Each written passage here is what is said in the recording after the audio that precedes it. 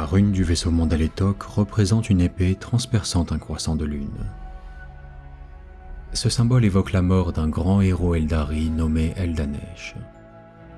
C'est le meurtre d'Eldanesh qui valut à Kain de porter le titre de Kaela Mencha, le dieu à la main sanglante. Kain fut maudit pour son crime, condamné à voir le sang d'Eldanesh ruisseler sur sa main pour l'éternité. Mais la lune rouge reste un mauvais présage pour les Eldari, un rappel de ce qu'il advient des mortels qui offensent les dieux. Les habitants du vaisseau monde Aletok adhèrent de façon très orthodoxe à la philosophie de la voie. Chacun d'entre eux se voue corps et âme à la recherche de la perfection dans son domaine de prédilection. Même si ce pouvoir de concentration et ce désintéressement vis-à-vis des influences extérieures sont une protection face aux prédations de Slaanesh, il est très éprouvant de conserver une telle discipline mentale. Malgré cela, un Eldari d'Aletok se consacrera exclusivement à une voie au point de risquer d'en devenir prisonnier. Ainsi, le vaisseau monde compte-t-il beaucoup d'exarques, des Azuriani qui ont tout oublié en dehors de l'art de tuer. L'appel aux armes est accueilli avec une grande ferveur guerrière à Aletok. Cette attitude rigide a cependant conduit de nombreux Eldari à étancher leur soif de liberté en devenant des errants, qu'ils aient été bannis par leur maître pour quelques méfaits sans gravité ou qu'ils se soient tout simplement lassés de la rigueur de leur environnement. Bien qu'ils aient déserté Aletok, ces nomades restent liés à leur peuple et se lancent souvent dans de périlleuses quêtes pour le bien du vaisseau monde, en dépit de la distance qui les sépare. Certains deviennent des corsaires battant leur propre pavillon, mais ils renforceront toujours les flottes d'Aletok en temps de guerre, les coques éclatantes de leurs navires contrastant alors avec celles bleu nuit de la flotte du vaisseau monde. D'autres se font rangers, ils sont les yeux et les oreilles du vaisseau monde dans la galaxie. Parmi ces rangers, beaucoup meurent seuls et oubliés. Certains sont consumés par leurs désirs, tandis que d'autres finissent par étancher leur soif de voyage et retournent sur leur vaisseau monde.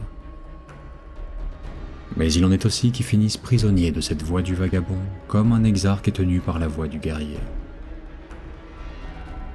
On les appelle alors guerriers mirage. Ils sont experts du camouflage et capables d'abattre l'ennemi de loin tout en restant invisibles. Les Rangers d'Aletok, ou nomades stellaires comme ils se désignent eux-mêmes, sont devenus le plus grand symbole de leur vaisseau monde à travers la galaxie. C'est par leur biais que l'Imperium a pu glaner la majeure partie de ce qu'il sait sur les Eldari. Ces informations n'ont pas été données librement, mais arrachées dans la douleur par l'Inquisition impériale. Ce sont d'ailleurs ces actes qui ont conduit à la guerre qui oppose l'Imperium à Aletok, et que les commandants impériaux ont souvent comparé à une chasse aux fantômes.